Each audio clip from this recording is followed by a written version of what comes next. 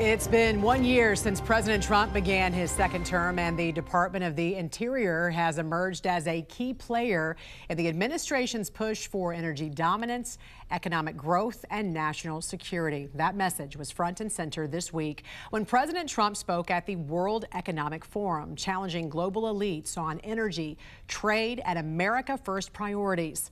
Joining us now to discuss is Interior Secretary Doug Burgum. Mr. Secretary, good morning to you. Good morning, Jan. Great to be with you. Well, thanks for joining us. And the administration says its focus has been on reversing failed policies and really refocusing the federal government on access, affordability, and he mentioned accountability yesterday. What would you say best defines the Interior Department's first year under President Trump's second term? Well, President Trump's had an amazing first year. Taxes are down, inflation is down, job growth is up, the border is secure, red tape has been cut.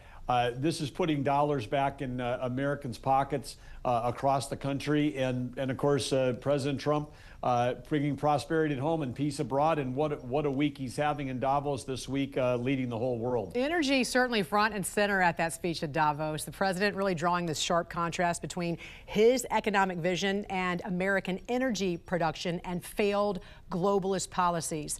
As Interior Secretary, we know that you oversee a vast large swath of federal lands, federal resources. How does energy dominance strengthen U.S. leverage abroad and lower costs here at home, especially at a time of this global instability? Well, energy dominance is really about energy abundance. I mean, people used to talk about energy independence, but energy independence means you're maybe slightly producing a little bit more than you consume. Any changes in the world market shoot the prices up at the pump for Americans. But when we can sell energy to our friends and allies versus have them buy it from our adversaries, this is how we take the influence of people like Iran or Russia off the table.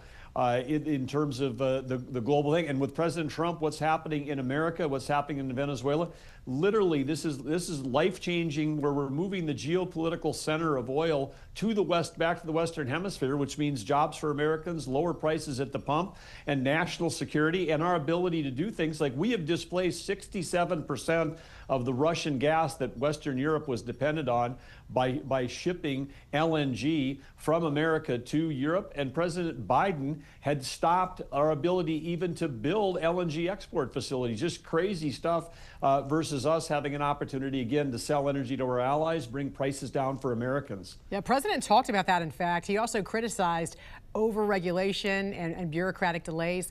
You talked a lot about permitting reform and cutting all that red tape. So what has the Interior done to streamline permitting and regulatory processes on federal lands, and what impact are you seeing right now really at the state and local levels? Well, this is important, Jan, because federal lands make up about 20% of America, but sometimes even more than that in terms of where our energy production, our mining is going on in this country, timber, grazing on federal lands.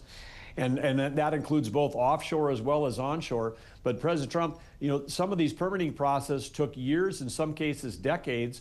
There was a mine in Arizona that had been trying to get a permit for 29 years. Under President Trump, it happened in 4 months. We've taken processes that take 1 year and 2 years. We've got them down to 2 weeks to 4 weeks, and without cutting any corners, just not letting these permits, sit on someone's inbox in their email for a month before the next person picks it up and moves it forward. So it is in a whole new world. The private sector is learning they've got to move at the speed of Trump, and this is not the speed of government anymore. And President Trump is moving quickly, because if we don't have national security around energy, we don't have national security at all. And so he gets it, he understands it, and energy diplomacy is one of the reasons he's been able to end these 8 wars abroad. As you head into year 2, what are the Interior Department's top priorities when it comes to energy and critical minerals, strategic lands? What should Americans be watching for next? Well, I think we've had a fantastic year under President Trump's leadership, basically turning the ship around from the failed policies that much of Europe and the Biden administration was pushing. But when we look forward to this year, this is driving forward. It's building great things quickly. I mean, building infrastructure like the Alaskan LNG pipeline, which will help us secure peace in the Pacific and create opportunities to sell to our allies, Japan and Korea. Greenland in the news today again. Greenland has an opportunity to be to America what Alaska was And again, that was a purchase that the United States made of Alaska. People at the time called it Seward's Folly. And of course, Alaska thriving today, strong economy, huge budget buildup where they can provide payments to all of the citizens in Alaska, and an energy powerhouse for America. So President Trump's got vision for the future, whether it's in securing Latin America or providing security for North America and NATO.